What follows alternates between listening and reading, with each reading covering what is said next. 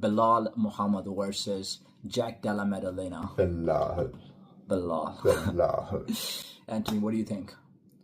I think it's going to be a spectacular decision victory by Belal. You think it's going to be a spectacular decision victory? It's going to be the most spectacular. He's going to bring him to the most spectacular decision victory you've ever seen. In fact, imagine decision victories.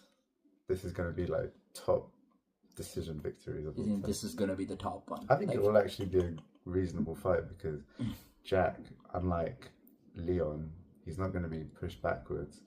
So at least before Belal gets the takedown, it will be an exciting fight before then because he's going to go forward and swing, and then Belal's going to get the takedown.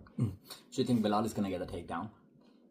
And he's going to be able to control Jack on the ground, and he will stay on top for most of the time. Yeah.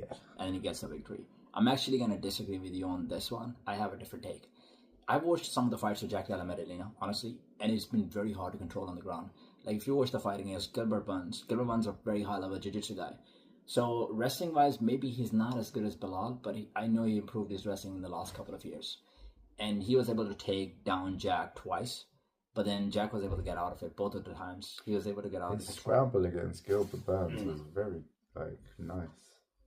Yeah, it was pretty nice. Very, very nice. And that's why I think, because the fight is like 5 rounds, and every round starts on the feet. So I think even though Belal can actually take him down and maybe even control him until like the end of the round, it's going to start on the feet again. And I think Jack has the ability to actually hurt him on the feet. He definitely has the ability to hurt him on the feet.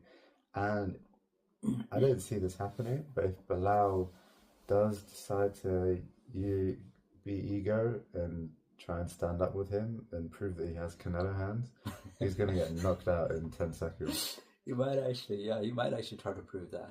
But I'm thinking about this fight as like different from Leon Edwards' fight, because I think Edward was so easy to pressure down. Like, every time we see Edward against like a wrestler, even Usman was like pressuring him throughout the whole first fight, was taking him down. He was winning the fight until the last round, until actually the last 2 minutes when he got head kicked. So I think with Leon, because the output is very low, he's just looking, he's thinking for the other guy to make a move so he can counter. I think with Jack, he's not going to give Belal the time to actually attack all of the time, because he likes to press the pressure himself. So he's going to throw combinations a lot. I do get that it's going to be hard for him to throw the combination sometimes, because every time you're throwing a combination, you have to get close. And then during that time, Belal actually might get the opportunity to actually get the legs.